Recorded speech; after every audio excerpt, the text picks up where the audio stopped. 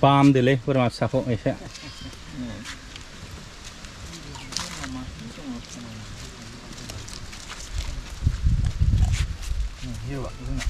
Hero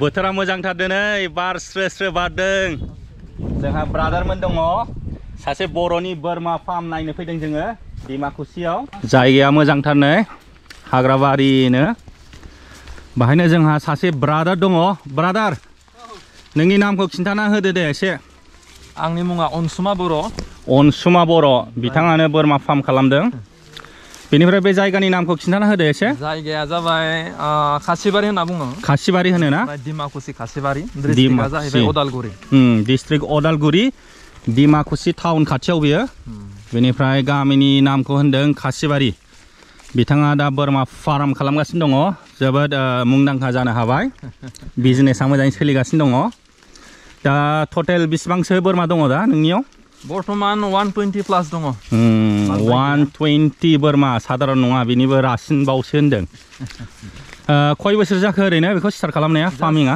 नैबे August मानदों 3 बोसोर जाबाय 3 बोसोर स्टार्टिंआव माबसेजों खालामामोन स्टार्टिंआव 15थाजों जागायदोंमोन आं 15थाजों ना बिनि जोलैखौ बबेनिफ्राय लाबोआमोन आंथ' फार्स्ट समायाव बोरमानि बेलायाव बिदि एफएससिडि नलेज गैयामोन जायनि थाखाय आं मार्केट गेजेरावनो थांनानै बायदोंमोन लकेलखौनो लाबोदोंमोन नामा लकेलखौनो ओमफ्राय दा मा ब्रिड दानिया बर्तमान बेटेल दङ बेटेल ओमफ्राय सिरुहि दङ बेनिफ्राय जोंनि बे ब्लेक बेंगल लकेल आंथ' जेबो मिन्थिला सुइस गेट बेयो इरिगेशन नामा बियो केनेल दैयानो गैया देग्लाय अखायानो गैथ्राना बिराद खस्थ' रानजोबनायसो नै नैबे बान्दोनि दारा साखाथिनि बेसेबां गामि दङ नैबे बान्दोनि भरसा बिनिफ्रायनो लांजोबोना दैया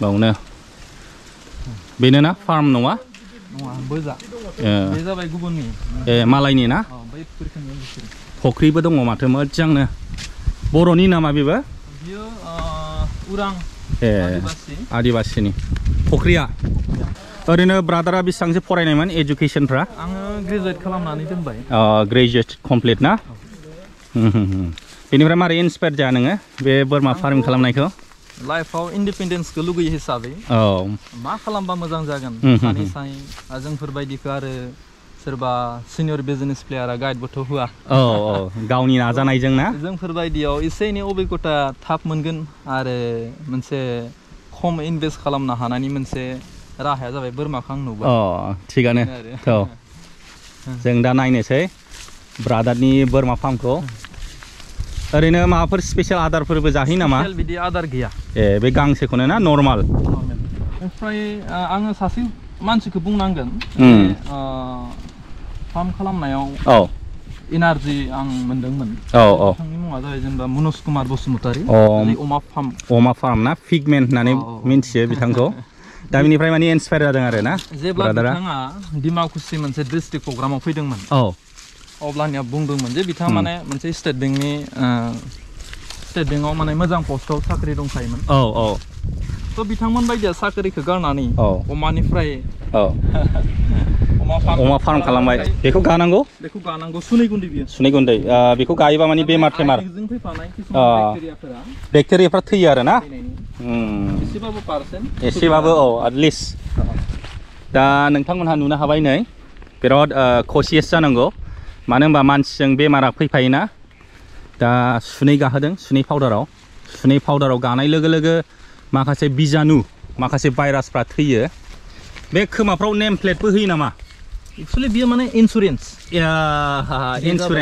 जोंनि माखासे मानसिया खिन्थु मिन्थिया जे इन्सुरेन्स जायो थैबाय बायोबा माने इन्सुरेन्स मोनबाय आरो अमायावबो इन्सुरेन्स खालाम हागोन हायो बोरमानि बेलायाव 5000 मोनो 5000 ना बोरमा मासेयाव ओमफ्राय इन्सुरेन्सनि दामा बेसेबां 300 थाखा लायो 300 थाखा बियो बोसोरसेनि थाखाय जुदि बोसोरसेयाव माबा माबि जानानै थैयोबा माने 5000 मोनगोन आरो बे इन्सुरेन्सनि 5000 मोनगोन ओमफ्राय ओरैनोलाय दा गभर्नमेन्टआ साबसिडि 80%। दा जोङो मासे बोरमायाव 60 टाका होबानो इन्सुरेन्सआ जायो।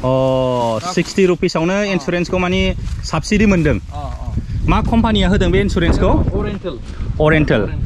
ओमफ्राय दा बर्तमान बे कर'ना कालनि थाखाय बे इन्सुरेन्सनि खामानिखौ तारमाने स्टकआव दोनथ'नो गोनां जादों बिसोरो।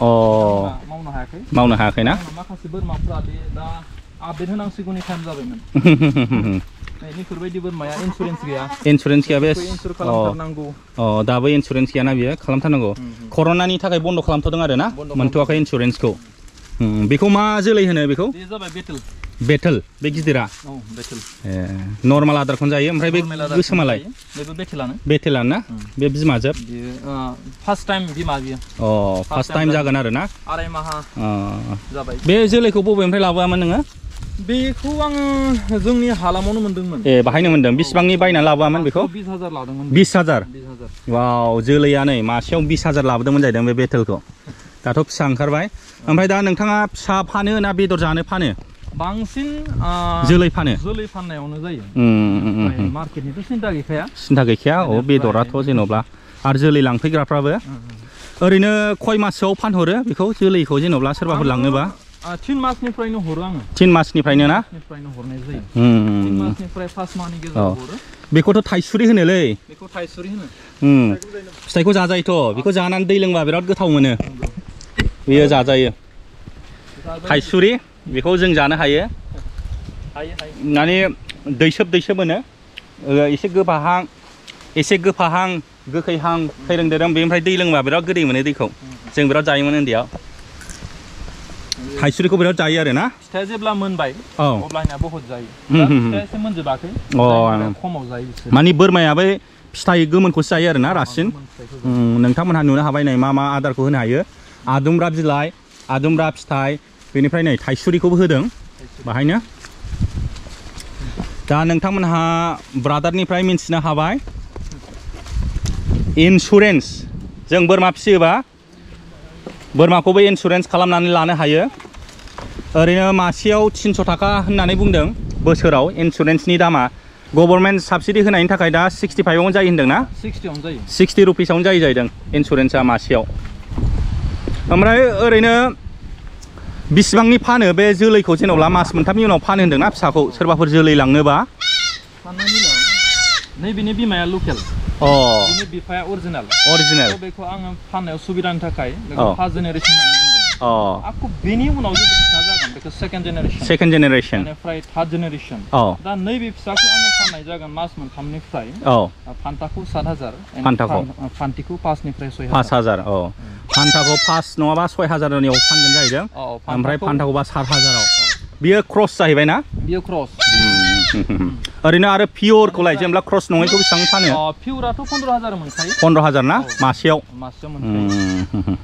दा नैफोरबायदिखौ आं नैनि बेट्सखौ 17,000आव बे एसे देरनायखौ ना मासेयाव? अरिजिनेल ना? बियो खय मास जाखो ओरैनो? बियो 5 मान्थ जाबाय। 5 मान्थ जाहैदों। दा 17,000खौ मोनो जाहैदों। अरिजिनेल बोरमाफोरनि देरनायनि एसे मोजां। माने मेक्सिमाम दा जोलैनि थाखाय फानगासिनो दं आरो ना?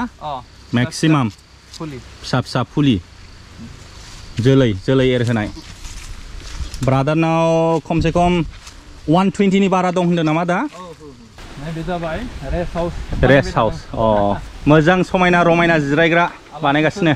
आलासिफोर फैयोब्ला फार्माव जायफोर भिजिट खालामनो फैयो बिथांमोना बेवहाय एसे आराम लानो हागोन। टाइम पास खालामफैनो हागोन आरो एसे आराम जिरायनानै नायनानै थांनो हागोन। जायगाया मोजांथार, बिफां गायदों। बे नोंसिनिनो जोब गासिबो? साहा बागानबो दङ। बिफांखौथ' आं थांनाय 2014आवनो गायदोंमोन। सैद'आव ओरै एसे गिदिंलाबायनोसै, नायनोसै बैखौबो। नोंना न'आ मोजांथार माथो, फार्म हाउसआ नै।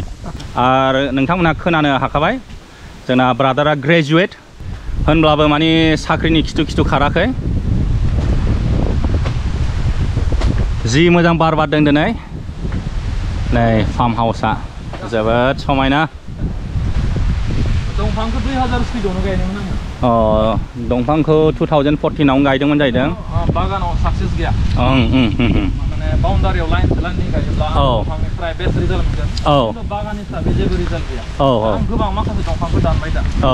हावासि जायो नालाय देरा जुदि 2014 आङो बे दंफांनि जायगायाव जुदि गय गायोमोनब्ला फिथाइ मोनबायमोन औ नंगौ very true औ बाहायबो बोरमा दोनो बाहाय नामा ए बोरमा दोनग्राया नै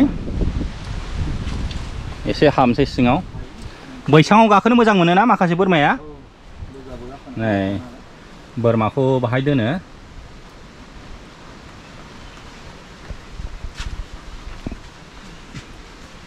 बे गाब जानाय नामा मानैया बाहाय थानाया ए फिसा थाबाय जाहैदों दा ओंखाराखै गरम ना एसे सिङावनो थानानै गांसो सावसबगासिनो दङ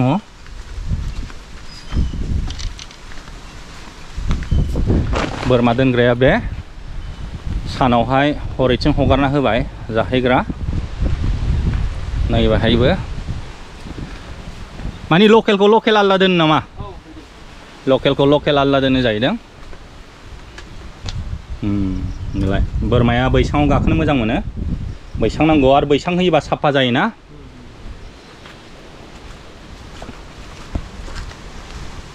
बेहायनो न' बोरमानि थाग्रा जायगा बेनिफ्रायनो स्टार्ट गांसो